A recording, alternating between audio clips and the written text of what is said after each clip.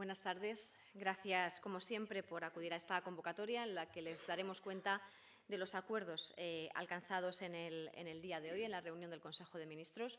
Como ven, me acompaña el ministro Escrivá, que profundizará sobre dos reales decretos que ha traído su departamento, que completan la conclusión de las 22 recomendaciones del Pacto de Toledo, en concreto un real decreto que se refiere a la anticipación de la jubilación de los trabajadores con discapacidad igual o superior al 45%.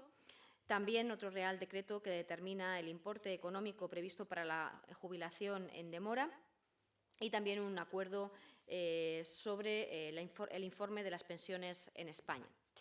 Yo les trasladaré también otros acuerdos abordados en el día de hoy, que, como siempre, serán completados en la referencia que les haremos llegar al final de la comparecencia. Comienzo por el primero de ellos, que es una declaración institucional en el Día Internacional contra la Homofobia, la Transfobia y la Bifobia, que se celebra mañana 17 de marzo. Con esta declaración, además de abordar los avances y el liderazgo de nuestro país en la defensa de los derechos de las personas LGTBI, damos también una perspectiva internacional al asunto y, muy específicamente, contemplamos que durante la presidencia de la Unión Europea por nuestro país que daremos comienzo el próximo 1 de julio, nos vamos a comprometer también a marcar esta agenda, adoptando distintas medidas o aportando distintas medidas necesarias para seguir avanzando en la erradicación de las discriminaciones, los ataques y los actos de violencia que hoy en día se siguen sufriendo por estas personas en nuestro país y con más gravedad en otras partes del mundo. El segundo asunto que quiero trasladarles es el programa de ayudas públicas para fomentar el acceso en las salas de cine a las personas de más de 65 años.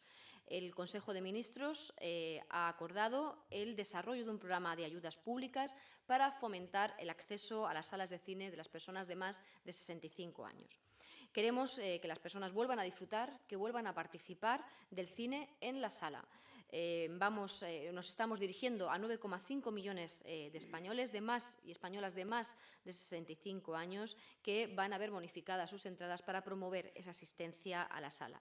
Se trata de un paso más en la política cultural que está llevando el Gobierno, una política de Estado que quiere impulsar y recuperar los hábitos culturales que se perdieron durante la pandemia.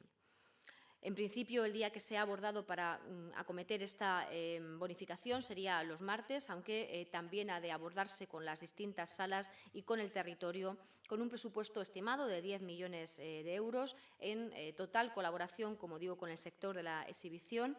Es necesario volver a las salas, es necesario recuperar el corazón del cine y este plan de apoyo público tiene dos objetivos. Por un lado, son estas personas mayores a las que nos estamos dirigiendo para promover un envejecimiento activo, una lucha contra el sedentarismo o contra la soledad que están sufriendo las personas mayores. El ir al cine implica salir de casa, implica socializar, implica acceder también al contacto con otras personas. Hemos detectado que en el sector del cine es el sector que más ha tardado en recuperarse de la pandemia. De hecho, no se han recuperado los niveles prepandemia de asistencia a sala y, especialmente, en dificultad se encuentran estas personas de más de 65 años. Concretamente, por aportar algunos datos, no se han recuperado el 40% de los espectadores que se tenían en el año 2017 a 2019. Y los de más edad, los de más de 65 años, acuden un 60% menos de afluencia de lo que lo hacían antes de la pandemia. Así que se trata de abordar y atender a las personas mayores y también, como digo, las salas que no han recuperado esas cifras prepandemia.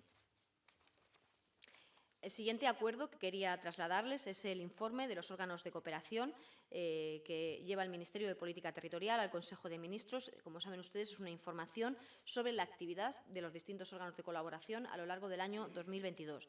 Es una obligación conforme a la Ley 40/2015 del régimen jurídico del sector público que está llevándose a cabo desde el año 2018.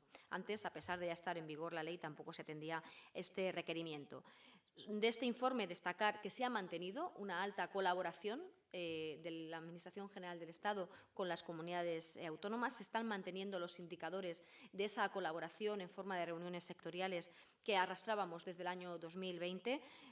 Antes del 2020, la media de reuniones de este tipo de encuentros eran de 81 encuentros año. En el año 2019, por darles otra referencia, se celebraron solo 47 reuniones o conferencias sectoriales. En este año 2022, al que se refiere el informe, se han celebrado 156 reuniones de conferencias sectoriales.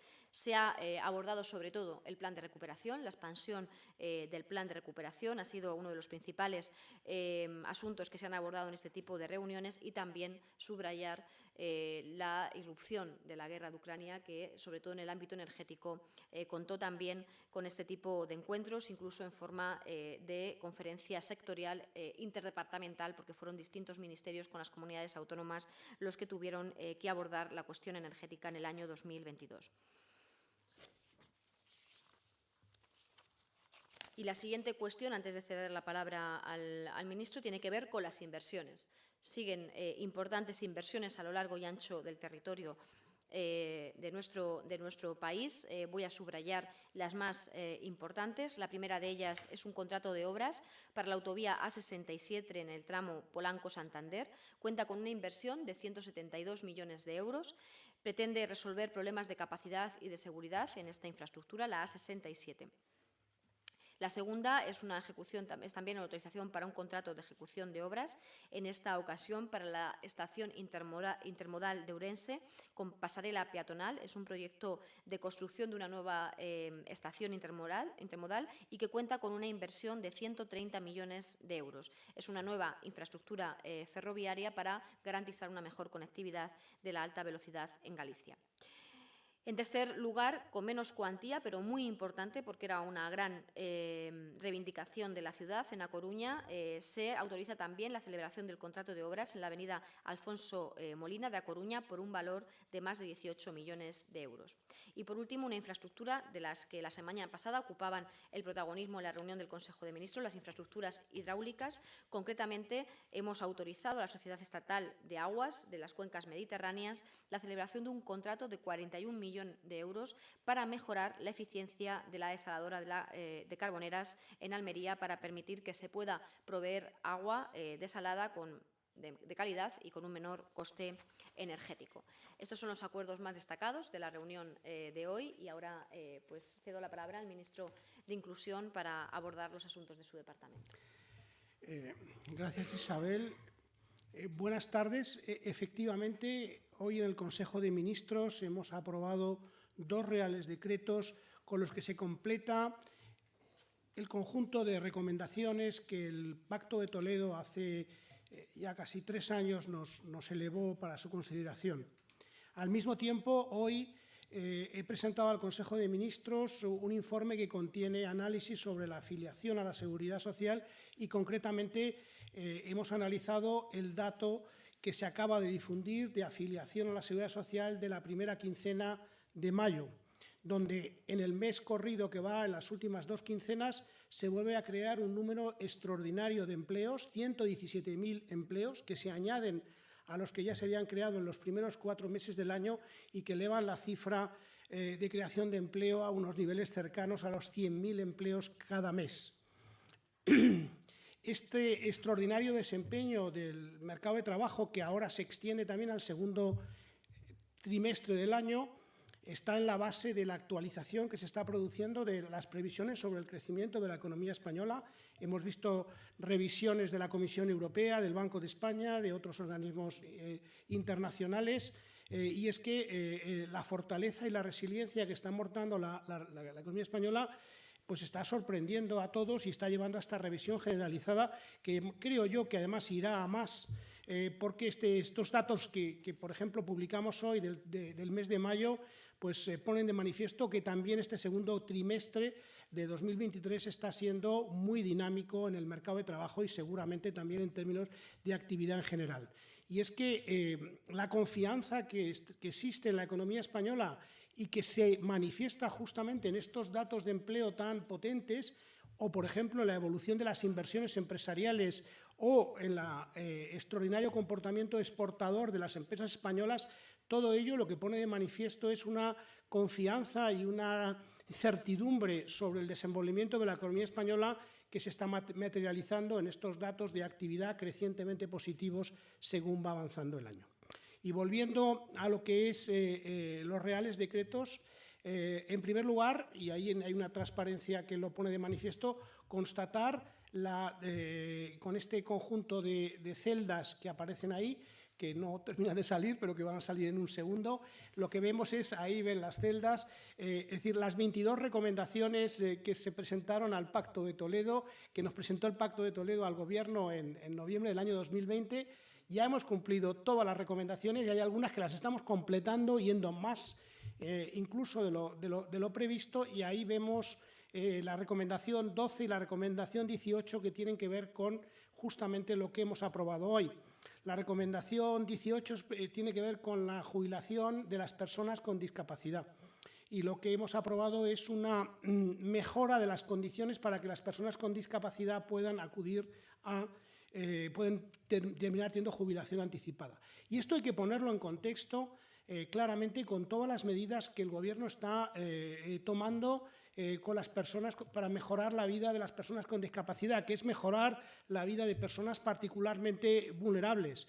Quiero recordar en este sentido, porque además tiene que ver con la afiliación y con el trabajo, cómo el Gobierno aumentó del 7 al 10% el porcentaje de personas con discapacidad que deberían ser contratadas en el contexto de las ofertas públicas de empleo, que por cierto hemos visto recientemente que hay desde distintas instancias que intentan volver al 7%, a ese 7% que por cierto se introdujo en el año 2007.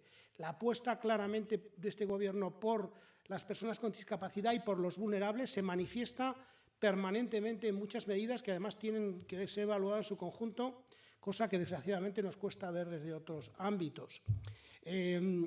Esta reforma de modernización del sistema de pensiones la vemos en esa línea del tiempo que aparece en la transparencia que tiene que salir en un momento también ahora, y en la cual se pone de manifiesto hasta qué punto la modernización afecta pues, a esos 22 elementos que nos ha planteado el Pacto de Toledo, lo importante que son los consensos y los acuerdos transversales en el ámbito de las pensiones y cómo empezamos, a partir de esas recomendaciones de noviembre del 2020, empezamos ya en febrero del 2021 con nuestra norma para reducir la brecha de género. 400.000 mujeres ya se benefician de esta medida de brecha de género y con mejores pensiones. La medida quizá más conocida, que es que en diciembre del 21 derogamos la reforma del 2013 y aseguramos el poder adquisitivo de las pensiones, como lo podemos ver en este momento con la subida del 8,5% de las pensiones contributivas, incluso más las no contributivas y mínimas. Es decir, aseguramos el poder adquisitivo de las pensiones ya a partir del año 2022 con la siguiente norma, el Real Decreto Ley. Después tuvimos otras dos medidas que acordamos con los agentes sociales. Una es el impulso de los planes de empleo. Estamos viendo además cómo se están extendiendo a lo largo de este año y es una medida pues, que genera opciones adicionales de ahorro a largo plazo para personas de rentas medias, medias y bajas. En julio del año 22 llegamos a ese gran acuerdo con todos los agentes sociales y también con las principales asociaciones de autónomos para modificar el régimen de seguridad social de los autónomos, el RETA, que ya está en marcha desde el principio del año 23. La medida de marzo del 23, el Real Decreto Ley ya convalidado en las Cortes y que lo que supone es reforzar la sostenibilidad del sistema y además incluir todo un conjunto de medidas que hacen el sistema más equitativo, más justo, y ahora en mayo llegamos con estas dos nuevas medidas a través de reales decretos que complementan, como digo, dos medidas. Si empezamos por la primera medida tiene que ver con la jubilación de las personas con discapacidad y aquí estamos haciendo tres cosas muy positivas para estas personas que sufren de alguna discapacidad. La primera medida tiene que ver con el periodo exigido en el que tienen que estar cotizando a la Seguridad Social después de diagnosticada la patología para que puedan acceder a la jubilación anticipada, y la reducimos de forma sustantiva de 15 a 5 años. La segunda medida que tomamos es que a la hora de determinar el grado de discapacidad, que es de al menos el 45% para acceder a la jubilación anticipada, se podrán acumular a partir de ahora 2 tipos de patologías distintas y agregar y superar el 45%. Y la tercera medida, que se desarrolla en una transparencia posterior, lo que supone es una simplificación considerable de la determinación de las patologías que dan lugar a esta jubilación anticipada. En el pasado se requería un informe del IMSERSO o algo componente de la comunidad autónoma. A partir de ahora será suficiente un informe médico donde se determinen determinadas circunstancias. Y, por otro lado, la lista de patologías, que en el pasado era muy difícil modificarla normativamente, ahora se podrá modificar, que dan lugar a esta jubilación anticipada de las personas con discapacidad. Se podrá modificar, como vemos ahí, a través de una orden ministerial, con lo cual agilizamos y simplificamos los procesos ante determinados avances en el diagnóstico que nos puedan llevar a poder contemplar patologías adicionales. Por lo tanto, un compromiso claramente con las personas con discapacidad. Es un acuerdo que además hemos discutido ampliamente con ellos durante un periodo de tiempo que nos ha llevado a ser lo más precisos posibles en la introducción de esta norma. La segunda medida tiene que ver con la jubilación demorada. La jubilación demorada y, en general, todo lo que hace que con incentivos voluntarios, absolutamente voluntarios, se pueda ampliar la edad efectiva de jubilación, ayuda mucho al reforzamiento del sistema de pensiones. Al mismo tiempo que aquellas personas, y lo acabamos de ver con la medida anterior, que tienen dificultades, se les facilita y se les posibilita la jubilación anticipada, también existen muchas personas que tienen buena salud, que tienen expectativas de vida de seguir activas, y para ello hay que darles incentivos también para que puedan prolongar su vida laboral si así lo desean. Y aquí la medida que hemos traído es la siguiente. Hasta este momento, desde el año 2022, dábamos 2 opciones de incentivos a la jubilación demorada. Por una parte, un tanto alzado, es decir, una cantidad fija por cada año que una persona demorara la jubilación, o alternativamente un porcentaje del 4% más de pensión en su vida como pensionado. Ahora lo que hacemos es damos más flexibilidad. Hemos visto un poco cuáles son los comportamientos, y esa flexibilidad se traduce en que se puedan combinar las 2 cosas: un porcentaje de mayor pensión y una cantidad a tanto alzado que se recibe justamente en el momento de jubilarse como una cantidad líquida de dinero. De hecho, estamos viendo que esta medida, que tiene en vigor algo más de un mes, pues está teniendo mucho éxito. En general, estamos viendo mucho éxito en estas medidas de incentivo a la jubilación demorada. Por ejemplo, en ese gráfico vemos que está creciendo al casi el 8% en el primer trimestre del año 2023 respecto a igual periodo del 22, donde ya creció por encima de las medidas previas que existían, que eran menos incentivadoras y menos conocidas. 1 de cada 2 jubilaciones demoradas se retrasa la jubilación en más de un año, que es donde aparecen los incentivos, y 1 de cada 4 demoradas más de 3 años. Tenemos ya un porcentaje significativo de esta modalidad de jubilación demorada con un pago de una sola vez. El 17% de todas las jubilaciones demoradas son ya con un pago de una sola vez. El pago medio está en torno a del pago extraordinario está en torno a los 13.000 euros, que es una cantidad significativa. Es decir, y por esta vía yo creo que es por la cual uno ayuda al reforzamiento aún más del sistema de pensiones, y eso lo podemos ver en la gráfica siguiente, donde vemos que, insisto, siempre con medidas absolutamente voluntarias y por incentivos, dando más opciones y más flexibilidad a las personas que están cerca de la edad de jubilación. Y aquí vemos cómo la tasa de actividad, es decir, la población activa sobre la población en edad de trabajar, la población que quiere trabajar, pues estamos viendo que en España pues, está aumentando, y está aumentando sensiblemente entre 60 y 69 años, y en parte tiene que ver por estas medidas de incentivo positivo. Y por esa vía es por donde hay que trabajar con acuerdos, con incentivos, de forma voluntaria, en la sostenibilidad del sistema de pensiones. Esta es una medida dentro del paquete general muy importante y con lo que traemos hoy pues la perfeccionamos y damos más opciones a los ciudadanos en ese sentido. Y finalmente, una reflexión que tiene que ver con la sostenibilidad. Ya tenemos los datos del primer trimestre del año 2023, de hecho de los 4 primeros meses del año, incluye ya abril, en términos de recaudación de cotizaciones sociales. Como ven, después de 2 años extraordinarios por el comportamiento del empleo y también por la subida del salario mínimo y de los salarios en general, de las rentas, habíamos crecido por encima del 8%. En este primer cuatrimestre ya crecemos al 8,9%, prácticamente al 9% los ingresos. Verán ustedes que a veces se habla mucho del gasto en pensiones, pero nunca se habla de los ingresos que recibe la Seguridad Social, que crecen a ritmos comparables en este momento y que hacen que la sostenibilidad del sistema esté completamente afianzada y garantizada. Si lo miran en el gráfico de mi derecha, verán que se ha aumentado más de un punto y estamos en niveles absolutamente máximos, el 10,8% de cotizaciones sociales respecto al PIB. Es decir, no hacemos más que reforzar el sistema con ingresos y eso fundamentalmente se deriva del buen funcionamiento de la economía. Por eso hay que mirar todo en términos integrados. Este buen funcionamiento de la economía, este buen funcionamiento del mercado de trabajo, resultado en parte de la reforma laboral, genera estos círculos virtuosos que podemos ir viendo crecientemente. De hecho, aquí traigo a colación el dato de hoy, de la primera quincena de mayo, al que me refería antes, y ahí podemos ver el extraordinario comportamiento del empleo.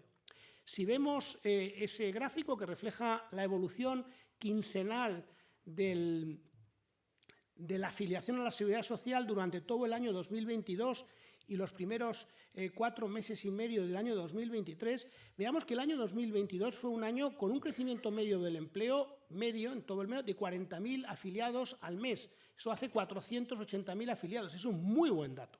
Es verdad que tuvimos un muy buen comportamiento durante el primer semestre y después del segundo semestre, como vemos ahí, flojeó la situación porque llegó la guerra de Ucrania, hubo mucha incertidumbre internacional, las subidas de los precios de la energía, todas estas, algo que llamamos los economistas profecías autocumplidas. Hubo tanto pesimismo en aquel momento que transitoriamente, como vemos en ese gráfico, se trasladó durante unos meses a los agentes sociales y sobre todo a los empleadores, porque la verdad es que fue una avalancha de malas anticipaciones, que no noticias, que al final, cuando se ha ido viendo que realmente no se materializaban, que las medidas adoptadas por el Gobierno y la propia resiliencia y capacidad de todos los agentes económicos y sociales en la economía daban a esta economía un comportamiento dispar en el sentido de mejor respecto a prácticamente todas las economías de nuestro entorno, se ha vuelto a recuperar una confianza extraordinaria en la economía española, como decía antes, y vemos esos datos de creación de empleo de estos primeros 4 meses y medio que son absolutamente extraordinarios. Estamos hablando de casi 100.000 empleos al mes. 40.000 son ya un buen criterio de referencia para un mes de crecimiento de la Seguridad Social, pero 100.000 empleos, como vemos ahí, 5 meses seguidos, es absolutamente inusitado. Y esto da una seguridad. ¿Y por qué se contrata? ¿Por qué se contrata mes tras mes y se contrata a trabajadores, además en todos los sectores, de una forma absolutamente generalizada? Pues por la confianza que genera la economía española, por la tranquilidad y el entorno de consenso y acuerdos y las reformas que subyacen en el plan de recuperación y que hacen a esta economía una economía crecientemente competitiva. Por eso las empresas españolas tienen un comportamiento exportador extraordinario durante toda esta pandemia y después durante toda la guerra. Somos el país de los países de nuestro entorno más importantes que mejor nos estamos desenvolviendo en los mercados internacionales de exportaciones y además lo hacemos cada vez en más sectores y con mayor pujanza. Y todo ello en que redunda el crecimiento del empleo, el crecimiento de las rentas salariales, la renta de la economía, lo que hacen es llevar, como vemos, los niveles de actividad a unos niveles que jamás hemos visto. recuerden que hablábamos no hace mucho de ¿llegaremos a los 20 millones de afiliados? Fíjese usted que los 20 millones de afiliados se alcanzaron ya hace mucho tiempo, hace muchos meses, y desde entonces el empleo no ha hecho más que crecer y crecer, lo ven en ese gráfico de ahí, y ya la aceleración es definitiva, como pueden ver en los últimos 5 meses. En términos medios estacionalizados estamos hablando de más de 20.700.000 afiliados en esta primera quincena, pero es que en términos estrictamente sin ajustar, es decir, los datos de afiliación realmente como son, sin tener en cuenta el componente estacional de este mes, estamos hablando de 20 millones, casi 20.800.000 empleos. De hecho, ayer, el dato puntual de ayer, del día 15, superó los 20.800.000 afiliados a la Seguridad Social. Y este comportamiento tan potente del empleo, tan recurrente y consistente, lo que está detrás de estas previsiones y de la evolución que vamos a ver ahora del déficit de la Seguridad Social. El año 2017, antes de llegar al gobierno, los gobiernos de Pedro Sánchez, el déficit de la Seguridad Social era del 1,6%. Desde entonces hemos ido reduciendo sistemáticamente el déficit de la Seguridad Social con medidas que refuerzan los ingresos, fundamentalmente, y refuerzan su sostenibilidad.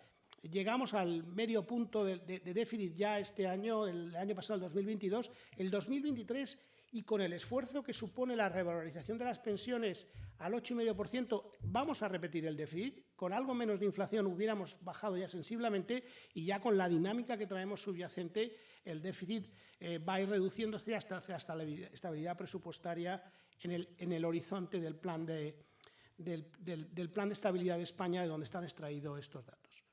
Bueno, pues esto es lo que hoy hemos discutido en el Consejo de Ministros. Hemos evaluado toda esta situación en el contexto en el cual estamos cumpliendo además 2 recomendaciones y completando muy importantes del Pacto de Toledo. Muchas gracias, ministro. A continuación tienen ustedes la palabra. Josemi.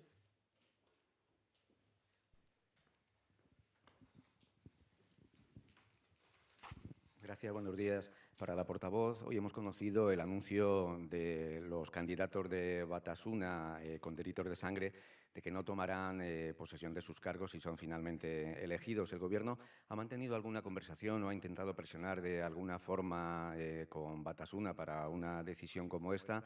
Si creen que cumplirán su palabra frente a dirigentes del Partido Popular, como la presidenta de la Comunidad de Madrid, que lo están poniendo en duda, y cuál es la respuesta del Gobierno al líder del PP, que considera que hoy ha triunfado la democracia y la decencia frente a la actitud que el presidente del Gobierno ha mantenido en este asunto. Gracias. Gracias, Josemi, por su pregunta. Miren, la posición del Gobierno es conocida sobre este asunto, es firme, es rotunda, y ustedes la conocen perfectamente como la opinión pública en nuestro país. Para participar en la vida pública y la normalidad democrática de nuestro país, hay que hacerse cargo también del respeto a las víctimas y reconocer su dolor. Esto nunca tendría que haber ocurrido, y lo que se ha vuelto a poner de manifiesto de nuevo en esta ocasión es que entre los que no han tenido en cuenta el dolor de las víctimas y los que, de nuevo, 12 años después que ETA dejara de matar, lo siguen utilizando, estamos una inmensa mayoría de españoles y de españolas. Y sin ninguna duda, quien ha ganado hoy son las víctimas. Sandra. Sí, quería, portavoz, seguir con este asunto. Van a renunciar al acta 7 de esas personas condenadas con delitos de sangre, pero quedarían otras 37 también condenadas por terrorismo. ¿Creen que deberían seguir el mismo camino? Y al ministro Escrivá, no sé si ha tomado ya el Gobierno alguna decisión respecto a las Golden Visas, si ya han decidido si van a retirar ese supuesto por compra de inmuebles o si van a subir el importe. Gracias. Ministro. Pues es un tema que llevamos examinando desde hace tiempo. No es un tema que en la prioridad de la agenda del Ministerio haya tenido un posicionamiento muy alto. Tenemos muchísimas cosas que abordar antes, pero es verdad que es un tema que llevamos estudiando desde hace tiempo, porque es una norma del año 2013, en un contexto ciertamente distinto del actual, con unos incentivos relativos que probablemente haya que revisitar, pero requiere seguir dándole una vuelta. Gracias, ministro.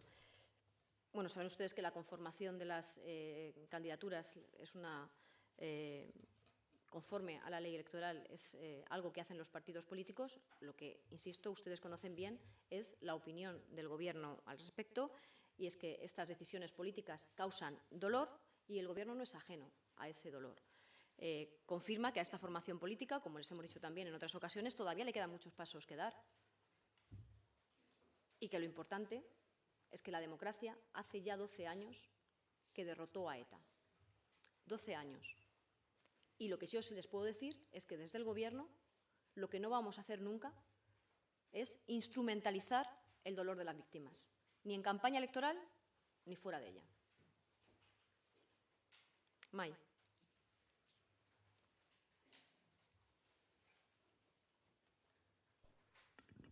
Sí, muchas gracias. Empiezo por el portavoz. Sobre este asunto, se ha quedado un poco en el aire la pregunta que le hacía el compañero Josemi, si han hecho algún tipo de mediación por parte del Gobierno con EH Bildu a la razón de que son socios parlamentarios o por lo menos tienen ciertos apoyos con ellos, si se han replanteado los acuerdos con esta formación y si se tienen pensamiento de hacer algún tipo de modificación legal para que lo que ha ocurrido esta vez no vuelva a pasar. Y hablando del tema de discapacidad también, aunque creo que esta pregunta a lo mejor es más para la portavoz, si hay algún tipo de avance en la reforma del artículo 49 de la Constitución. Gracias.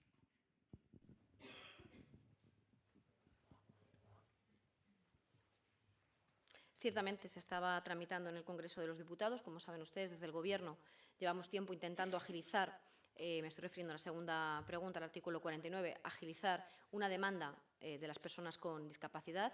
Estaba pendiente de un acuerdo con el principal partido de la oposición, se está trabajando sobre ello, pero ciertamente no se ha avanzado en las últimas semanas al respecto.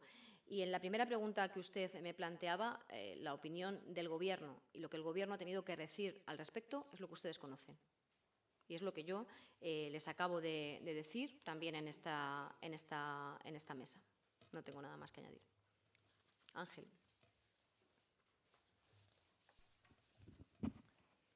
Buenas tardes, portavoz. El colectivo de víctimas del terrorismo, también algunos socios parlamentarios del Gobierno, han calificado como esquiva la reacción del Ejecutivo desde que se conoció la composición de esas listas. Quisiera preguntarles si están de acuerdo en esta afirmación y si se arrepienten de haber guardado silencio al principio cuando se conoció esta información. Muchas gracias. Insisto en mi respuesta. El Gobierno no es la primera vez, ha manifestado en múltiples ocasiones que en nuestro Estado de Derecho, en nuestra democracia, participar en la vida pública y en las instituciones democráticas exigen de tener siempre presentes a las víctimas y a su dolor. Ketty. Y terminamos. Sí, portavoz. Querría insistir sobre todo para conocer cuál es la lectura del Gobierno. ¿A qué atribuye? Hay diferentes dirigentes políticos que están valorando la decisión de EH Bildu, el comunicado que han hecho público esta mañana.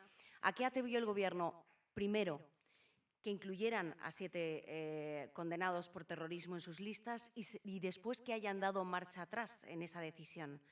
¿Cómo lo valoran? ¿A qué lo atribuyen? ¿Qué explicación da el Gobierno a este hecho? Y siguiendo con la pregunta de mi compañero Ángel, y por las críticas de sus socios, usted misma evitó responder en el Congreso y otros ministros en un primer momento a las preguntas de la prensa sobre esta cuestión. Mi pregunta es ¿por qué tardó el Ejecutivo tanto en responder inicialmente a este asunto? ¿A qué se debe precisamente lo esquivo del primer momento? Y en segundo lugar le quería preguntar sobre los anuncios que estamos conociendo desde el inicio de la precampaña por parte del Gobierno. ¿Por qué el Gobierno anuncia o anticipa la actividad del Consejo de Ministros en los mítines del Partido Socialista? Y si esto no vulnera la obligada separación entre la actividad del Gobierno y del Partido Socialista, si no se puede transmitir la sensación de que en un periodo electoral como en el que estamos, el Partido Socialista acude, por decirlo de alguna manera, dopado con el presupuesto del Gobierno. Y si esto pues no es lo más aconsejable y si va a ser el modus operandi o el patrón que vamos a seguir hasta las generales dentro de 9 meses. Gracias.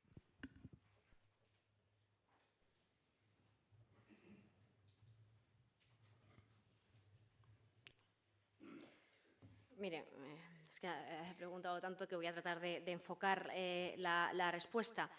El Gobierno es absolutamente escrupuloso con los procesos electorales, absolutamente escrupuloso. Y, por tanto, entenderán ustedes que el Gobierno no esté reaccionando a toda confrontación electoral que se produce en este momento. En relación a la primera parte de sus preguntas, lo que sí le puedo decir y reiterar a usted y a todos los españoles y a todas las españolas es que el Gobierno lo que no va a hacer en ningún caso, y esa ha sido siempre nuestra posición, es instrumentalizar el dolor de las víctimas ni en campaña electoral ni fuera de ellas. Y en relación a cómo el Gobierno está en estos momentos trabajando, yo, que he comparecido ante ustedes en muchos martes tras martes, todos los martes este Gobierno ha trabajado por la inmensa mayoría de los españoles trayendo respuestas a los problemas que iban sucediéndose, primero la pandemia, después la guerra, entre medias, muy específico, la reacción y la respuesta al volcán de La Palma, al mercado de trabajo, a los costes de la energía, al transporte público, así martes tras martes. Y ya les dijo el presidente del Gobierno al final de este año, haciendo balance de esa gestión de la que podemos presumir estamos cumpliendo los compromisos con los españoles y las españolas. El Gobierno, en campaña electoral, trabaja como antes de que hubiera campaña electoral y como cuando haya finalizado la campaña electoral, dando respuesta a los españoles.